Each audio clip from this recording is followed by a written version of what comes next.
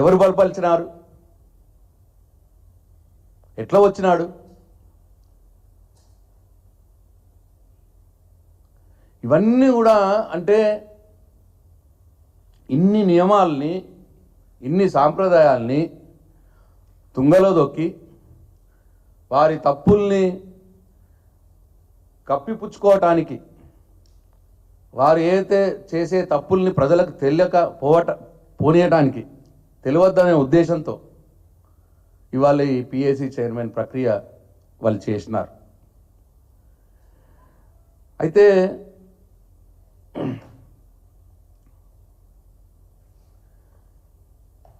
మరి ఈ గాంధీ గారు ఎవరు? ఇప్పుడు ఇదొక క్వశ్చన్. ఇప్పుడు ఏదో ప్రెస్ మీట్ పెట్టి అన్నారట, నేను కాంగ్రెస్ పార్టీ మనిషినే అని. ఫస్ట్ పిఏసీలో మిమ్మల్ని చైర్మన్ పెట్టే సందర్భంలో హరీష్ రావు గారు వేసిన నామినేషన్ ఎటుపోయింది? ఆయన పేరు ఎందుకు లేదు కమిటీలో? ఒకవేళ మీరు తీసేస్తే దేని ప్రకారం తీసేసినారు? ఎందుకు తిరస్కరణ చేసినారు? ఇవన్నిటికీ స్పీకర్ గారు సమాధానం చెప్పాల్సిన అవసరం ఉన్నది.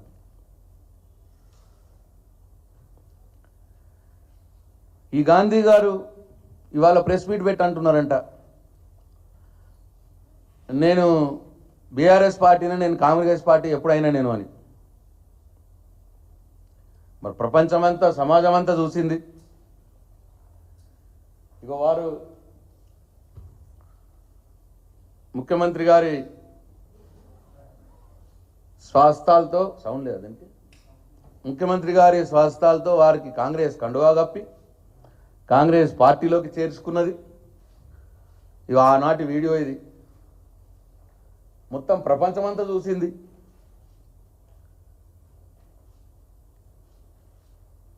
ఇవాళ ఆయన నేను బీఆర్ఎస్ పార్టీ అన్నాడంట ప్రెస్లో. సబ్జెక్టు కరెక్షన్ నాకు వస్తుంటే చెప్పినారు ఎవరో. ఇగో ఇంత పచ్చిగా కండువా కప్పుకొని మరీ, ముఖ్యమంత్రి గారి చేతుల మీద కాంగ్రెస్ కండువా కప్పుకొని మరీ ఈనాడు ఇక ఆ రోజు, ఏ రోజు ఇది? జూలై 13వ తారీఖు నాడు, జూలై 13వ తారీఖు నాడు జాయిన్ అయినారు గాంధీ గారు కాంగ్రెస్ పార్టీలో. ఇది జూలై 14వ తారీఖు నాడు ఇగో ఈనాడు పేపరు, ఇగో ఈడ ఫ్రంట్ పేజీలో వచ్చింది. ఏమని?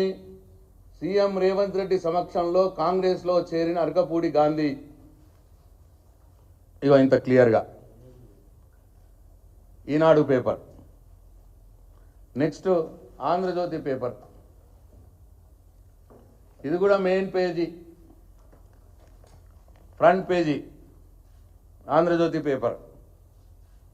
దీంట్లో కూడా కింద రాసినారు, కండువా కప్పి అరకపూడి గాంధీని పార్టీలోకి ఆహ్వానిస్తున్న రేవంత్. ఇంత క్లియర్గా.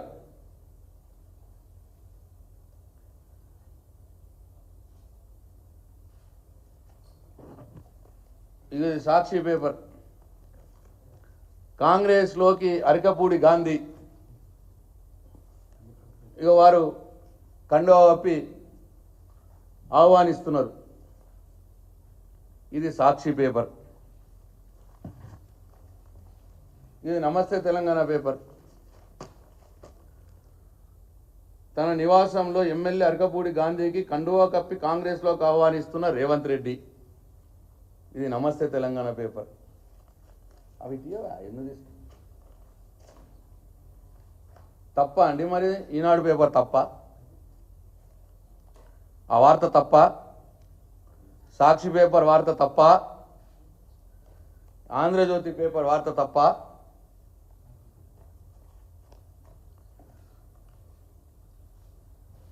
ఈ వార్తలు తప్ప? మరి తప్ప అయితే మరి తెల్లారైనా ఖండించేది ఉండే. వారు వీళ్ళు తప్పు రాసినారు పేపర్ వాళ్ళు, నేను కాంగ్రెస్ పార్టీలో చేరలేదు అని తెల్లారినాడు ఖండించేది ఉండే గాంధీ గారు. ఇవాళ ఆయన మాట్లాడుతున్నారు అంటే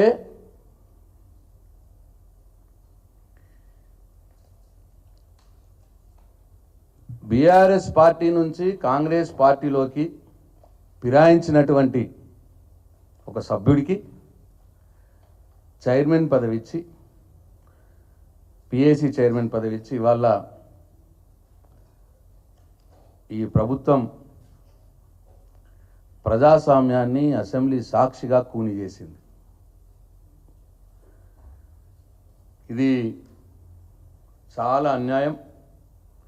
నేను ఇంతకుముందే చెప్పినట్టు భారతదేశంలోని అన్ని రాష్ట్రాల్లో, అంటే ఇప్పుడు ఇట్లా ప్రతిపక్షాలకు కాకుండా, ప్రతిపక్ష పార్టీ నేత సూచించిన సభ్యుడికి కాకుండా వేరే వాళ్లకు పిఏసీ చైర్మన్ ఇవ్వడం అనేది భారతదేశంలో ఇది మొదటిసారి కావచ్చు బహుశా. అన్ని రాష్ట్రాల్లో, అటు కేంద్రంలో, లోక్సభలో, అన్ని రాష్ట్రాల్లో ప్రతిపక్ష నేతని కన్సల్ట్ చేసి మీ సభ్యుడికి ఏ సభ్యుడికి ఇవ్వాలా అని అపోజిషన్ లీడర్ని కన్సల్ట్ చేసి స్పీకర్ గారిని నియమిస్తారు పిఏసీ చైర్మన్ని. ఇది అనాదిగా వస్తున్న సాంప్రదాయం. మన రాష్ట్రంలోనే ఆ రోజు ఉమ్మడి రాష్ట్రం ఉన్నప్పుడు ఇగో